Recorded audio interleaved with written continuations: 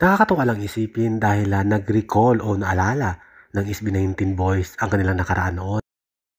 Ang cute lang isipin noong na-remember ni Joss na nag-release siya ng first song at tuwang-tuwa siya at lagi niya itong pinopost sa kanyang social media account at wala siyang iniisip na sana maging matagumpay. Basta nag-post lang sila ng first song nila at SB19 sila at nagpakilala siya. Siya si Joss Cullen na member ng SB19. Nung time na yon, ang saya lang ni Philip Sosson dahil nakarelease siya ng first song at si Pablo umiiyak na, tear-eyed na kumbaga. At si Justin tuwang-tuwa din dahil sa Spotify ito na-release din at syempre isang malaking bagay yun sa kanila dahil first time pa sila.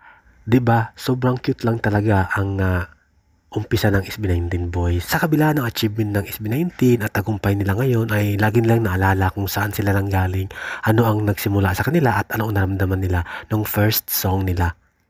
I don't ever slow up, no I don't take shit. I got no love for the fakeness. If you wanna play tough and wanna hate this, I'll always show up.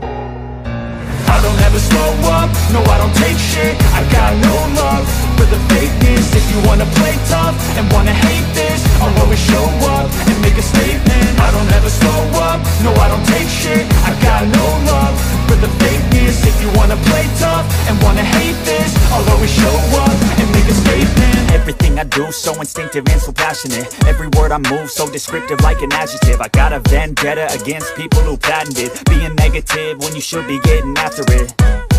I got facts over tracks, this and that. Spitting slow, spitting fast. I could roast, I could gas. Think I'm okay at last, but I don't know if that can erase all the past. And the pettiness, a reflection of the emptiness. Hilarious, you think you're worth my time, you're delirious, mysterious. Thank you for watching, guys. See you in the next video and update. Please like and subscribe to my channel. Keep watching. God bless everyone, and always remember, be yourself and be a good one.